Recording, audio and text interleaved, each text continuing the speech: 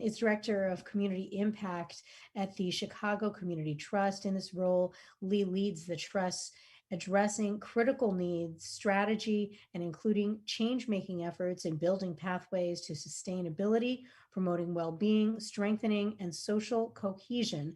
Under Lee's direction, this strategy also advances policy and systems, innovations, and human resources. Most recently, Lee co-led the Chicago Community COVID-19 Rapid Response Fund, which raised $35 million to support emergency services for Chicago, for the Chicago region during the twin pandemics. Very, very important point. Welcome to you all. Thank you for taking time in your day. And with all of what you are doing, you are all working toward the solution. I hear that, and you were doing that before the pandemic, but now, of course, the needs are so great. Who would like to start us off about kind of, where we are in this discussion? Is this actually going to be a moment for change to help working families, to help working women do what they do, to bring their talent, their energy, their experience to make these companies better, and also allowing them to be moms at home? We're all providing grace to see who can go first. It's so true. Sharita, why don't you go ahead? I mean, I feel so lucky to be on this panel with all of these esteemed women who are just champions, and I'd love to start the conversation. I certainly believe that this will be a moment of change, and partially because of women like us, women like Dory and Felicia and the trust that will ensure that it's a change. And something that is epic that happened just today with President Joe Biden signing this stimulus package is a signal, right, of what is to come. This is one of the most progressive, most women-centered, family-centered, worker-centered package that have come out of the federal government in a long time. And while it's meant to be relief, it is a stepping stone to what we can now move towards, to making permanent change, making structural changes. And we're all having the right conversations. So, Leah and others have been covering this ad nauseum. And I think that the conversations will continue and it will turn into action. I see a lot of nodding of heads. Yeah, I mean, I couldn't agree more with what Sharita had said. I mean, the $40 billion investment in childcare alone will absolutely support women to be part of this inclusive economy. And I can't stress that enough, that if we do not build pathways for women to be successful and to be part of the workforce, we're not going to have an inclusive, resilient economy. Like, we have to get that right. And I feel like COVID has, and I think we all know, has uncovered just the inequities for Black and Latinx communities, not only in Chicago, but across the world. And we know that women have been disproportionately impacted. All of the jobs reports, while they are getting better, right, we know that women are still lagging. And we need to be really intentional and use this opportunity and think about the policies on the federal level, but also on the state and local level too. Felicia? I feel like I see words. I almost see words coming out of people's heads. Coming out of my head. Right. So Sharita and Annalee hit the nail on the head. The only additional context that I would add to that, this stimulus package, there was a saying that the rest of the world had real safety nets, and in the United States we had women. And our economy, came to a near halt because women were already carrying so much. They're really carrying the brunt of the economic downturn, the health consequences, the burden of unpaid, and in fact, if it's unpaid in some corners unvalued or devalued care work that's being provided. They're carrying that on their shoulders, on their backs, on their hips.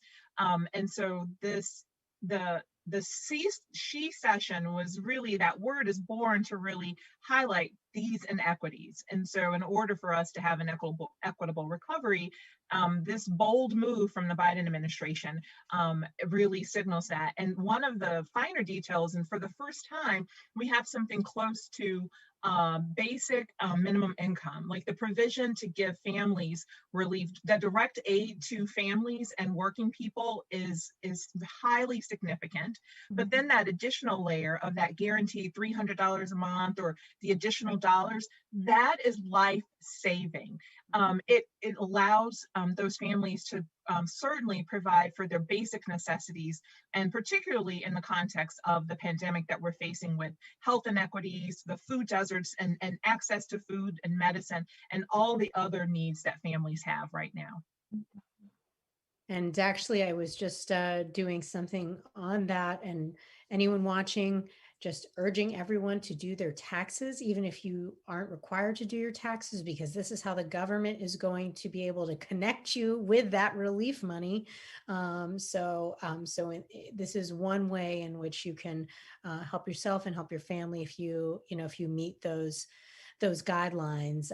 Yeah, indeed, it's going to come right to people. We don't want to have to wait for the mail, because we could do a whole town hall on the mail, right? We don't want to talk about that. That's for So, another day. yes, indeed. So just a plug for anyone watching. If you think you might be entitled to any of that relief, just make sure your taxes are current with your address and your bank account and your dependents and all that stuff, so you can get the money that is due you. And so I know, Dory, obviously you deal with helping women, and as a result, helping families. Yeah, I just wanted to mention, I mean, the problem with being on a panel like this is that, yeah, what she said. So we can just totally ditto everything that's been said. But I do think that we need to specifically call out not just women, but mothers.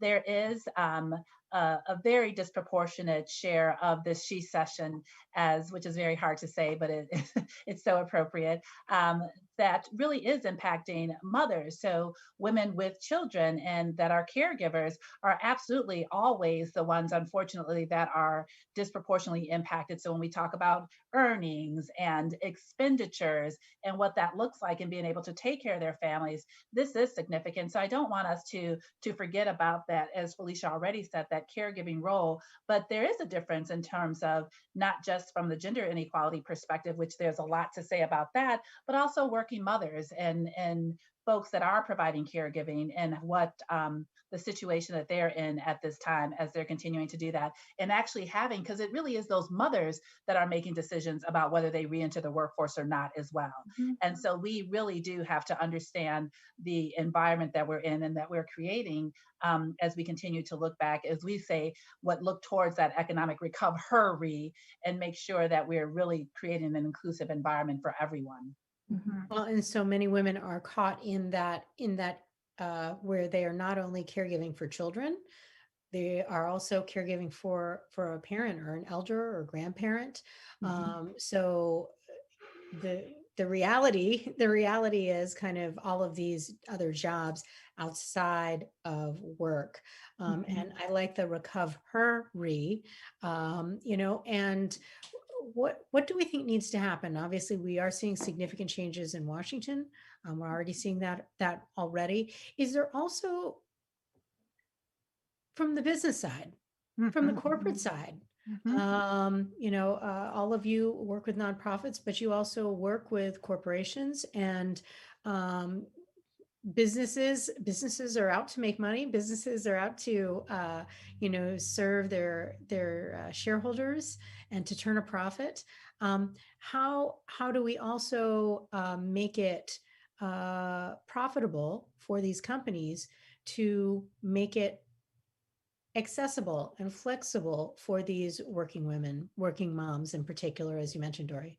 Yeah, I'd love to jump in there, because I think it's a fascinating time. As you already mentioned, Leah, women are really critical to the economy. So we always say the future is female, and actually the economists and futurists are in fact confirming that, because much of what you mentioned, that women are in a unique position, that they are the decision makers for the household. So whether they're making decisions for their children or for their parents themselves, but they are really the key. They are the sort of the linchpin that controls the pocketbook in the household. And so what that means for, as you look at them as consumers, we know that 70% of the economy is driven by consumer behavior. Therefore, if corporations, particularly those that are consumer focused on how do we engage that that mother, that wife, that caretaker, there's a lot of opportunity that can be there. So we see the acceleration of home delivery services and services that make their lives more convenient. If corporations leaned into that, that could be tremendous. But then on the employment side, okay, corporations have kind of been called out because they flip to work at home on a dime. And therefore, if you are able to create environments for millions of workers across the United States, there's no reason you can't do a flexible arrangement to figure out how to keep a woman, a mother, a caregiver functioning in your work environment. And so I think that we now have to challenge corporations to think about what are the employment practices that they use. And as before, these practices were sort of relegated to flexible work arrangements for women. But now you actually did it for everybody. So how can you continue to think about how do you create inclusive environments where women do have choices, that they can take care of their full scope and range of responsibilities while they do their work? I think we can figure it out. We had to, and we did it on a drop of a dime. And I think that they're going to be motivated to do that, right? So pre-pandemic, women made up 50% or more of the workforce. And with you losing that, in order for employers to gain that talent back, that's a loss of talent. In order for them to gain that talent back, they're gonna have to create policies, right? That support women being able to live that dual the duality of being caregivers as well as employees. And they're going to have to do that in order to attract and retain top talent. So part of this is that they're not going to have a choice. So while they're in this place where they're scrambling, those conversations are happening right now in boardrooms across the country. What we need to do is help them understand what is needed, and also making sure that they're not making those decisions in a vacuum without women at the table, that they're not making those decisions with all their senior leadership that's all, maybe all white men, and they're not taking into account the true needs, that they're not building flexibility based off of what they believe is flexible and not what the true flexible needs are of their workforce. So we're having these conversations and you hear these buzzwords, but it's important that women are helping, and working women and working mothers, are there to help shape the conversation and help shape policies. Yeah. The only thing that I would add is when I think about what COVID has required us all to do, and it looks like we're all working from home or from a safe place.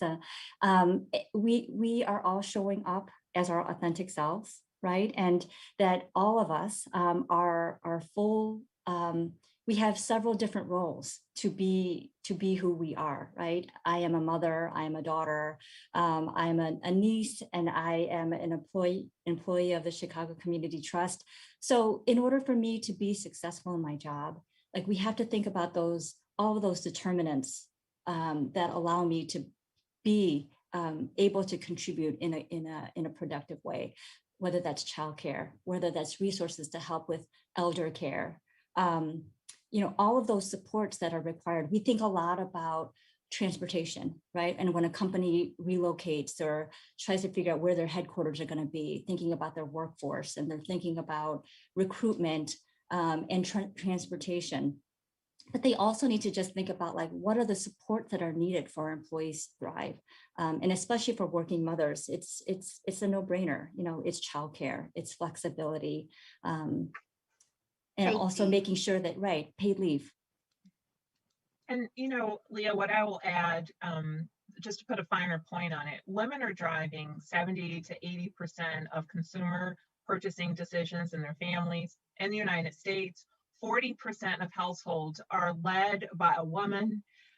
And so there are 60% of the wealth in this country is held by women. So there are lots of reasons why companies need to pay attention, right? And there was another survey that said 91% of women didn't feel like marketers really marketed to them, right? Like they're making the buying decisions, but those conversations, but when you're looking at it, do you see yourself reflected? And so that means then companies, so corporations, because we're talking about corporations, how they need to be more responsive in those rooms, when people are deciding what campaign, what commercials campaign, what it's going to look like. They need to be more inclusive of all the voices and of diverse voices. Small business, 71% of small businesses that are started by women are started by women of color. Like we need to highlight those things. And so that when you are a company, and as you said, like they want to make money, well, then you have to speak to the life and the lived experiences of the decision makers. So who's actually making the monetary decisions in the household? And you need to have women on your team to help you round that out. I mean, history is replete with lots of decisions that were made by a closed group of individuals, whether that be an all male group of individuals, whether that be a homogenous group of from a race or gender, gender standpoint, already talked about. And it's a big miss because the other half, more than half of the other side of the population, it didn't work. It didn't fit for them. And so there are lots of reasons. So you have to attract and retain women in the workplace. You have to value, it's diversity, equity, and inclusion. So let's focus on the inclusion part, because it's one thing to say we have these many. It's another thing to make sure that their voices, that they have seats at the tables where decisions are being made and their voices are being heard. And we can't have this discussion without talking about the disproportionate impact on women of color. Women of color, Latino, African-American women, disproportionately affected by this pandemic for several reasons. A lot of the industries with so many layoffs tend to heavily hire in those areas. And then of course you have the childcare component. So how do we write that?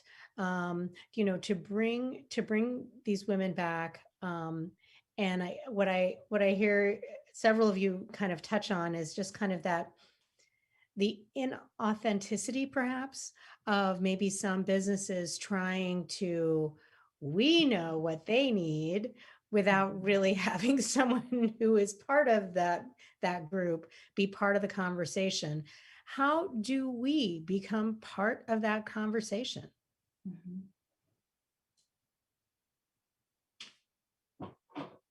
I mean, I think it's happening. I mean, I think it just needs to happen more. Thankfully, for when I think about the work of Sharita and Felicia and Dory, like we're really pushing for policy change and making sure that women are at the table to make these decisions. When I think about what we were talking about even before with the stimulus package and what that, the power of that is that we are creating the conditions for women to be able to participate in a more authentic way where there is real power in the consumer. Because in the past, we've made it that women, especially working women and women of color, have had to make impossible choices, right? If you have to say, based on, it's either making sure that your kids are in a safe environment, or do I work my essential job where I might be at risk of COVID? You're going to choose making sure that you continue to take care of your family. So I do think that there is some, the policy environment is a really hopeful one. And it behooves all of us to make sure that we push for the policies that ensure that women can participate and support working moms. And Leah, I think this is a good moment to really bring the men into the conversation and invite them into this, because one of the things we quickly saw, I mean, Dory talked about this, on a dime, companies pivoted and all of a sudden work became so flexible, the most flexible work has been since work has been around, I guess. And companies really saw that it was it was survival. It was, if we do not innovate when it comes to flexibility and scheduling, then we won't survive this pandemic, and so forth. And so all of those changes happen. So I want to bring men into the conversation, because I think when we start talking about these things, like for the first time, this paid leave is not being sold as a woman's issue or a need just for women. It's being sold as something that's overall for families, right? This is something in our society, because we saw what happened in society when it nearly evaporated, no childcare outside of the home, and caregivers of all genders being torn between work and giving the care that's right now unpaid for, and in some cases, again, unappreciated. But the other thing that I don't think we talk a lot about is the monetary impact of that. So let's start off with the gender pay gap. Families, the ability for a family to withstand economic downturn starts off with how much wealth, how much money, how much cash on hand you have, which directly comes from your paycheck. And when we talk about pay equity, one of the things that we need to be clear about is it hurts all of us. That means men, the ability to have more home starts, the ability to buy, home purchases, the ability to have better access to food, childcare, health, like all of the things that we're talking about today. So I think it's important to say, it's like, what is it? What do we need to change, or who needs to be at the table? I don't want men to write themselves out of this equation. They need to see themselves as deeply invested and also deeply affected by these policies as well. And I also think that we cannot be afraid, and we have to continue to push for policies that improve the lives of women that are in low wage occupations. We have to, when we look at who's been impacted by this pandemic, in the Black and Latinx women that are impacted by this pandemic are those that are in occupations that are considered low wages. They don't have access to paid sick days. They don't have access to paid leave. We're still trying to fight to eliminate a sub minimum wage, which should be criminal, right? And the reason why we're still fighting for it is because we allow businesses to lobby and tell you that it's not a good idea and they can't survive if they have to pay people a minimum wage.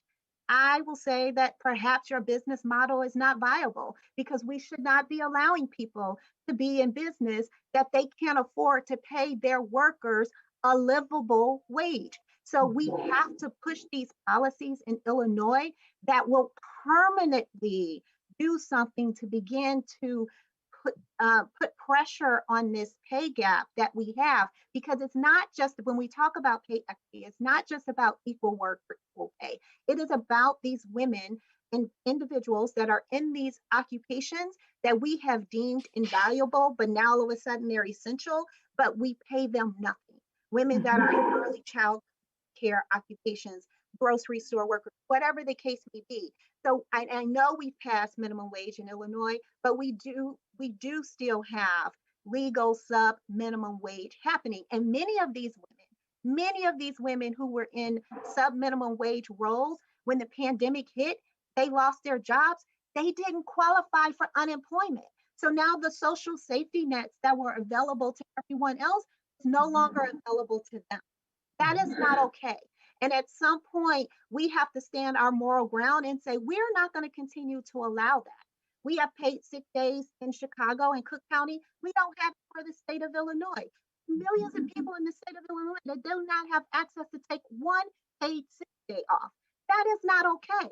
We have to continue to push, and I'm passionate about this because we lead the coalition on a few of these, but we have to continue to push these, because once the pandemic is over, everybody is back to living normal, they're going to forget about this. And we can't allow them to forget about this, because if something happens again, guess what? Guess what's going to happen once again? The bottom is going to fall out. So we have to push these permanent policies that's going to create change to move people into positions where they can begin to build emergency savings. Yeah, and Dora, you mentioned how all these companies kind of flipped on a dime, and they were able to do this when they, oh, we can't do that, we can't do that, and all of a sudden we're gonna have to flip in order to stay in business. I mean, how do we hold these businesses accountable? Well, it's interesting. The market, in this case, I'm going to say the market's going to hold them accountable, right? There's a couple things that I think is really important, and in terms of, it's not business as usual. Period. It has forever changed. There is no going back. There is no. It's interesting, even as we say an economic recovery. I don't know what we're recovering to. So my position is, to some degree, is that this is a new day, and those who will survive will understand, as we've all mentioned here today, that you're going to need talent. It's going to take innovation. And far as I check, no one sort of sector of the whole demographic of the US population has the market on where good ideas come from. And so for people in businesses, they're going to have to lean into all the talents available. And that is going to, they're going to, I just feel like you're not going to innovate if you keep using the same folks. And so to the degree that I think the most innovative companies are going to be thinking more expansively around who they can bring in their tent and what that does look like to support those workers. We saw, it's fascinating because of the scope of work we do with the YWCA Metropolitan Chicago. Eliminating racism is absolutely part of our mission. And we're seeing so much great corporate outreach around doing that. And I'm always mindful of saying, absolutely, you can work to eliminate racism, but please know that that's happening in your four walls, not just in the communities. And so to the degree that we talk about equity and we talk about how we, as we mentioned a couple of times today, really include people, it's going to start with workforce practices and policies. And those companies, to me, that are most innovative are going to be able to attract that talent and think of innovative ways and policies and practices to get that talent, but also engage with those customer groups. There's just so much opportunity out here now. And, we could look at all the challenges that we have in the world, which are a lot, but we also can think about all the great opportunity we have to recreate and really find new possibilities, whether it's in, my personal favorite, hair care, because the system was challenged during this pandemic, right?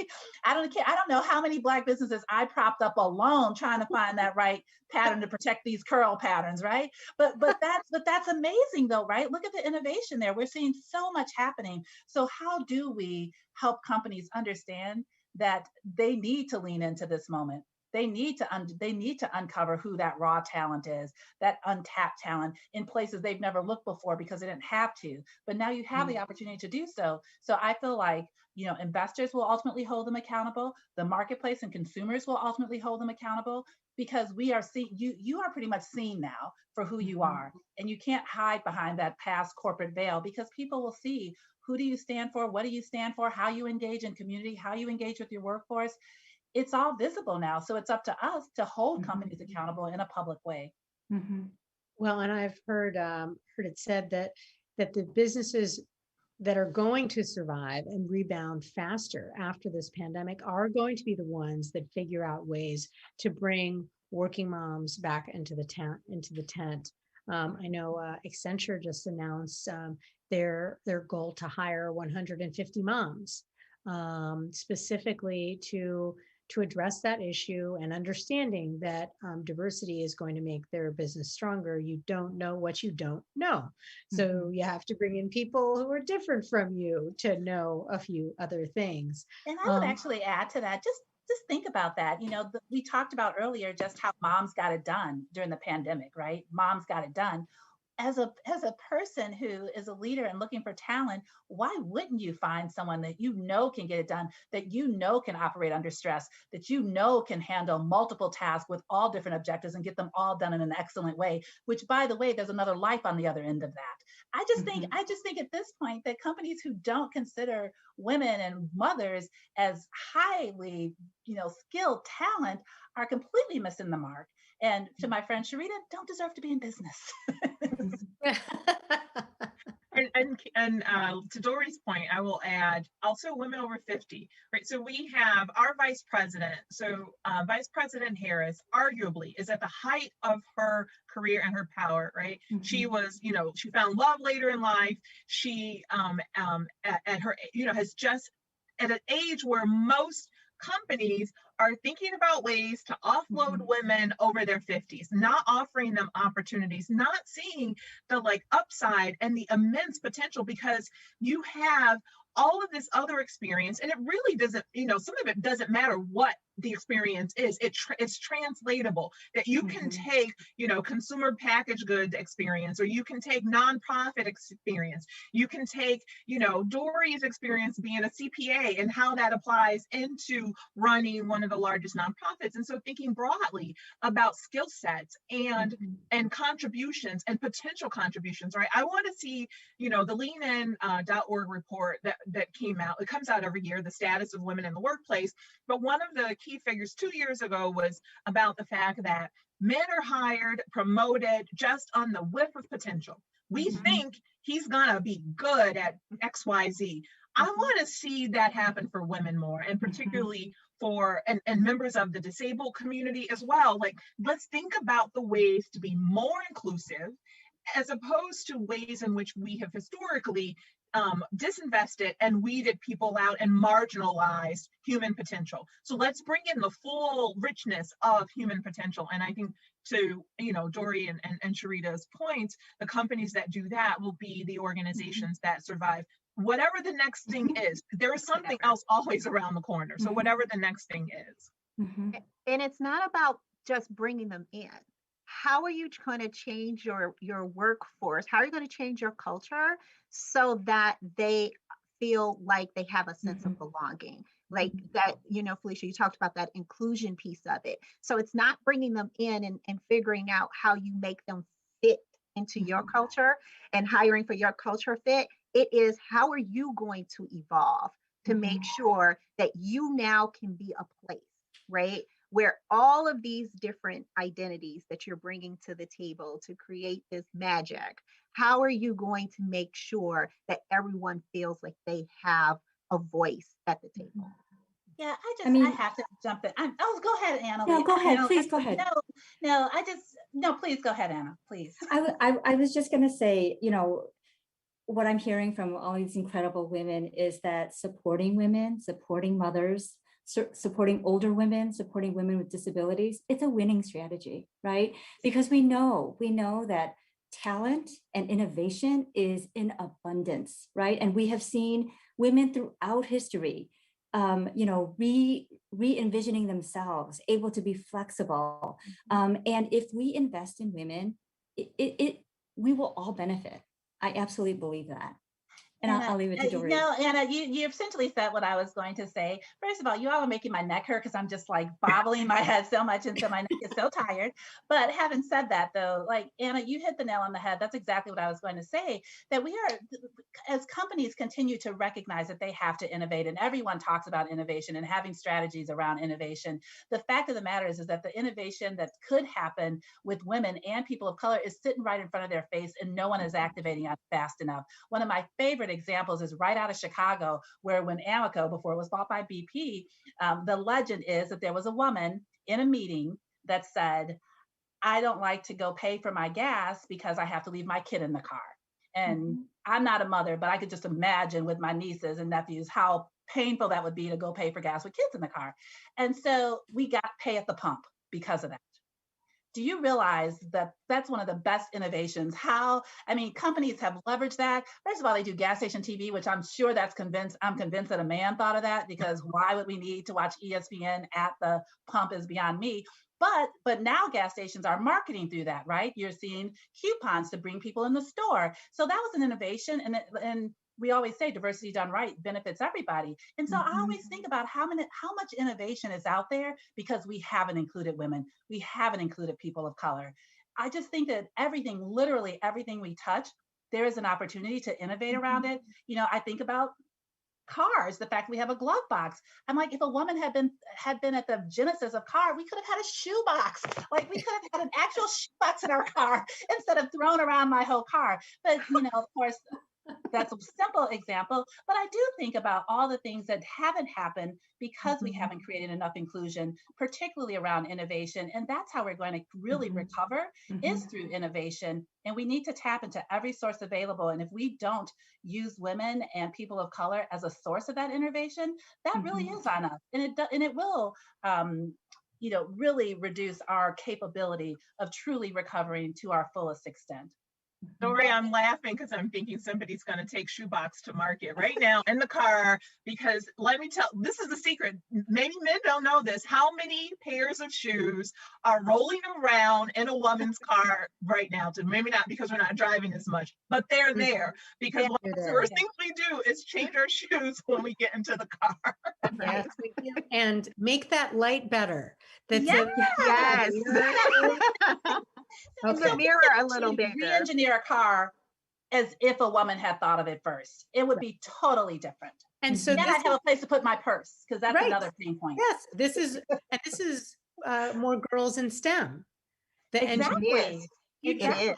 to design the cars, to design the restrooms, to design the architects, to design the buildings that would include other things that would make it more functional. I realized over the winter that the snowblower clearly Yes. is not made for a woman. I've really tried to use a snowblower and it's too wide and you have to lean into it. And so a man's center of gravity is taller than a woman's. Our center of gravity is lower. And I'm like, why is it that it's so hard? And it's like, it's not designed for me. Not designed So, for you. so yeah. So how many of these things could be made easier and I more have a list. I'm keeping.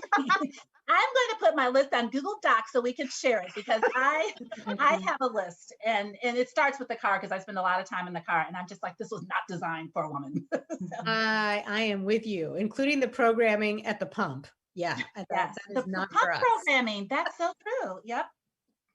So, I appreciate that that we can laugh a little bit about some of this stuff, but it's real because all of those changes mean jobs for women and Absolutely. women having a seat at the table when these things are being created and discussed and having other voices in the creation. I wanted to get back to, so in order to have women at the table, in order to have women to be creative and to be at their best, that means that I can't be worried about my child. I can't have my child under my desk, eating goldfish. Like I can't be worried about my elderly relative that, I might have to leave alone for a little while. How do we make things easier? How do we change things so that those types of things are valued, like good quality, accessible childcare, caregivers to help us with our disabled or senior relatives? How do we bring that in to our society so that women can be more a part of these discussions? And I think you just hit the head. Like, we have to rethink these policies and understand that caregiving has to be an infrastructure in this country. And it has to be one that we invest in and understand that we are light years behind the rest of the world. This is not a novel idea to the rest of the world. Everybody else understands that you have to provide a structure and an infrastructure so that people can take care of their loved ones, whether it's their children or rather it is their, parents or aunties or uncles or grandparents or whoever, we tend to take care of. And I go back to the stimulus bill because I know that, in the stimulus bill, I believe it's $40 billion was allocated for childcare. And the breakdown of that, and I have my notes because my staff's already been going through this, but 15 billion is going to childcare and development just to subsidize childcare so that people have access to affordable childcare. And 24 billion is going to stabilization so that these childcare facilities can stay open. And Illinois alone will get 1.3 billion for childcare out of this stimulus packet. So we know that the conversations are happening, and we know because most of us on this panel participate in advocacy both at the national level and the local level around this. We know that we're pushing for policies that will improve this infrastructure. We have to rethink what retirement savings look like. Illinois does have a child care savings program We have to we have to make sure that we're educating people that they have access to that and how to access that. We also need to be a little bit more creative around that. So I'm allowed to save for my retirement. I'm allowed to save for my child to go to college. Why am I not allowed to put money away to care for my parent, to put money away so that there is money for my child to take care of me, so that she doesn't have to do what I'm doing? You take care of my mother out of my own pocket, right? So it's about imagination. And the only way that you activate that imagination is just like what everyone said, is having the people at the table that are faced with these problems today and say, I'm sorry, my dog is barking, to say, why don't we have this? Because many of the systems are in place for us to do it. It just requires some thought around how do we bring this to scale and how do we bring this to market. Well, and don't worry about the dog. This is our new reality. You know, having our pets and having our children, having things you pop up in the background. This is real. You know, I think in some ways, like this kind of these virtual connections, perhaps allows everyone to see each other in a bit more holistic way. At the last town hall I hosted, I had a cat that was walking around behind me. So fortunately the toddler's asleep. So you're spared that. but yeah, sorry, Dory, you were gonna say something. No, I don't know. No, first of all, we're lucky. My dog Tuesday is asleep, or she usually makes her appearance known on everything. In fact, she's given me a bad reputation as a bad dog mom. So I'm glad she's behaving now. But I will have to say, Sharita hit it on the head. It's intentionality. You know, this is the United States of America. We could do anything we choose to. And, I had to be a quick nerd real quick. Felicia mentioned I'm a CPA by background. And so we know that in 1943, because of World War II, I looked up the number specifically because now that we got the $40 billion number, I wanted to see the number was $20 million that was set aside for women to receive childcare that were working during World War II. So I said to myself, I'm like, well, that would actually, if we even equated what they did then, it would be $302 billion today that's needed. So I'm sorry. so I'm a big nerd and I own all of that. It. But the fact of the matter is that, $40 billion, this is a, however $1 trillion economy there is. If we want to intentionally address these issues, we have to get real about what it takes to address these issues. And if in 1943, they gave $20 million, which again, equivalent of 320 billion in today's dollars, we still need a lot more to ensure that working mothers have an opportunity to have worry-free experiences while they are also going to work and able to contribute, because we all talked about what that contribution could potentially mean to society that we don't even get right now because we haven't made it possible. So I truly believe that we need to continue to focus very intentionally. And, yes, our voices need to be at the table, but it also takes the will to get the voices to the table and then listen to those voices. And so I just think that we have to continue to have those allies that are intentional about what needs to happen at the end of the day. I just want to add, Sharita, thank you for talking about the 40 billion investment, because it is significant. At the same time, it is just the beginning, because I even think about, as I was preparing for this conversation, I was thinking about my own life. My whole life, I've either received care, right, and been supported, had that scaffolding, and or like now, like giving care, whether that's to my own children or to the elders in my family, right, and to my neighbors. So it's throughout one's lifespan that we're either given support or giving support, right? It's all connected, and we have to make sure that we have infrastructure in place, right? So that it is inclusive of everybody, and that we have this system of care, quality care for everybody throughout their lifespan. And that does require long-term investments in childcare, in paid leave, and other structural policy issues. And Leah, I would add, I think you really bring up something that is why it's significant with the difference between the genders. Thinking of it as we are either the ones receiving care or giving care. And I don't know that that with men they think of it the same way. So yeah, I haven't heard it said exactly like that, but I think it is exactly true for me. Um, so, But and the men are also receiving this care. So if you look at nursing home populations, if you look at half of the births, at least half of the births, right, in this country, those children who are receiving care are male children, boy children who grow up, and so they are also in this equation. And I wanted to connect too because all of us talk a lot about like what policymakers, so whether that's national, what's going on in DC, what's going on in state capitals, what's going on in city halls and so forth across the country. We talk about what corporate partners need to do, what corporations need to do, how boards of directors and trustees need to step up. The other thing that I often add to this is individuals, or it's like what we do. And Dory touched on this earlier a little bit when she said, you know how many businesses I propped up just like figuring out my hair care, right? She said how many Black businesses. She was very intentional about that. And I want to go back to that 70 to 80% of consumer buying decisions that are made by women.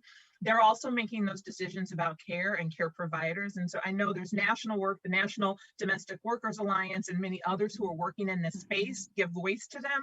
We all of us need to value care. We need to value the people who provide that care in our lives. We need to do that because there are far more in the economy. There are millions, tens of millions of people who are not working in an organized corporation, who are entrepreneurs, who are working for themselves, child daycare centers, people who are providing care and coming in home. That contractual relationship is between me as an employer, technically, and the person who is providing the care. So we need to understand that our homes are other people's workplaces and what that means and respect them. We need to, as a woman, I make a vow and a commitment that I am not going to be part of the reason why another woman is inequitably paid. So I'm going to pay for my goods and services. So all of this, I know I say this a lot, like I did not wake up like this, right? So I'm going to help pay, who does my hair, who helps me with nails, y'all know all the stuff, all the things. Men have similar services that they receive. And so some of that sea change that needs to happen is that we as individuals need to no longer expect like people, grandmothers, aunts, uncles, whoever it is, like you're just going to babysit, or you're just going to give this care, or you're going to take care of mom, or you're going, and we're not going to pay you anything for that, because there's always a sacrifice. So I always have to talk about that, like social, that personal responsibility that we all hold to like stop it, like to interrupt, to disrupt how care has been approached and valued, and really make a seed change in our own heads and value it more, and then put the money to it, like value it up and add a zero. Believe it or not, ladies, we have 7 minutes left. So I wanna leave with some really, what do we do? Our action steps. Those watching, all of us, we're all part of this conversation, and we all have roles to play within our companies, within our organizations, and in the world, the companies that we patronize. What do we do from here to make sure that some of this discussion and some of this change that's starting to happen continues? That's a great question. I think, go ahead, Dory. No, go ahead, please. I think part of what Felicia just said is that you start with yourself. Like, what's within my sphere of influence? What can I change personally? And if that's among your circle of friends, trying to help change mindsets and behaviors, if that is at your job, ensuring that you are forcing your employer to think about certain things, and that if you are a supervisor or if you're a leader, that you are modeling this type of behavior. If you're running a company, that you are creating the environment in which will allow women to thrive, that you advocate, even if you think it won't impact you or not, like you advocate for the policies that are going to lift women up, regardless if you think it's your problem or not. So I think that there are so many things that people can do, and they're baby steps. So don't be intimidated by what you feel is the size of the problem, you can impact change within your own sphere of influence. Mhm. Anna? I mean, I couldn't agree more. And I feel like that is not to be underestimated, right? That if we are first thinking about just individually and the different ecosystems that we travel in each day, I really do think that there can be like this ripple effect that, and also at the same time, fighting for those policies, thinking about the systems change that do benefit women. And, you know, one of the things that Sharita had mentioned as we talked about making sure that we invest in women. If we get it right for our low wage women, we all are going to benefit, right? All of that work about protecting for safe job conditions and pathways for affordable childcare, like we all will benefit from that. Even if I personally directly won't, I might have employers who do, members from my team that do. You know, my future, like the future generations will. So I just think that that is not to be underscored. Yeah, I mean, and again, it's like a no-brainer for me. I just think about even personally, you know, the way that women have cared for me in my own life, right? And I think about the mentors and how we can mentor women and share our social capital. All of that translates to fiscal and economic, you know, impacts in a woman's life. Absolutely. And we just got a comment from a single dad. So yes, so this definitely applies to you, the working moms, the working dads. And to your point, Anna, we know it is true that if a woman who has children or a dad who has children is supported, and those children are supported and grow up in that environment, we know that those children are going to do better, and that generational wealth will build, and the options for those children will be better, to your point that society benefits. But just a couple of other thoughts, Dory, just, you know, what do we, and there we have the appearance of who is that? That would be Okay. Pepsi. Who? His name is Pepsi. Pepsi. Yep, Okay. like Pepsi Cola. All right. So, so right, for the corporate, this is not a corporate sponsored. His name just happens to be Pepsi. All right, Dory, what are your thoughts about what we can do? Sure. And I'll just break it down quickly into sort of four key areas where I feel that we have levers for change, both at the individual and at the organization level. So on the income generating side, absolutely, Felicia said it early. If we can control the pay of folks, we need to maximize that and understand how our decisions to impact people's earnings, it makes a difference. So in the earning category, in the investment category, what we invest in, it matters. How we leverage our dollars to invest in small businesses, as I mentioned earlier, or if you're a corporate investor, who you invest in, it matters. So those things are important, but also, again, how we spend our dollars, it absolutely makes a difference. Where we spend our dollars, who we spend our dollars with, absolutely make a difference. And we didn't talk about the philanthropic part of this, but where we give our dollars make a difference too. So we know that 1.6% of the whole philanthropic environment is only given to organizations that are focused on women and girls. 1.6%. That's so little. So we just need to continue about all the levers that we have, or to think about all the levers that we have and choose which way we can best make the greatest impact. And Felicia, final thoughts? I think the only thing that I would add is I'd like to see some student debt loan relief. Women overwhelmingly are carrying the burden of student loan debt in addition to everything else, because the premise, they get more degrees, the degree attainment of women at every level is higher, and consequently, but then they don't get the equity in pay and so forth. So they're carrying this burden. And so from a fiscal policy, or from national policy, from DC, I would like to see some comprehensive, really meaningful, direct relief to the debt holders, right? It will benefit everyone, but I think overwhelmingly the benefit will be to working women who've really invested in their education as a vehicle for improvement, and then everything else that the panel has said. Well, thank you so much, ladies. I can't believe an hour has gone past so quickly, but the recovery is something I will remember. The winning strategy of supporting women. We must invest in caregiving, the power of women consumers. Thank you for your thoughts. Thank you for the work that you're doing with your different organizations. Thank you for spending some time this afternoon. And to the folks watching at home, watching at work, thank you for joining us. These conversations continue every week, and we want you to be a part of them. So to the working moms, the working dads, hang in there. Hang in there. I think change is coming. Hopefully it is. All right, everyone, have a wonderful afternoon. Thank you so much. Thanks.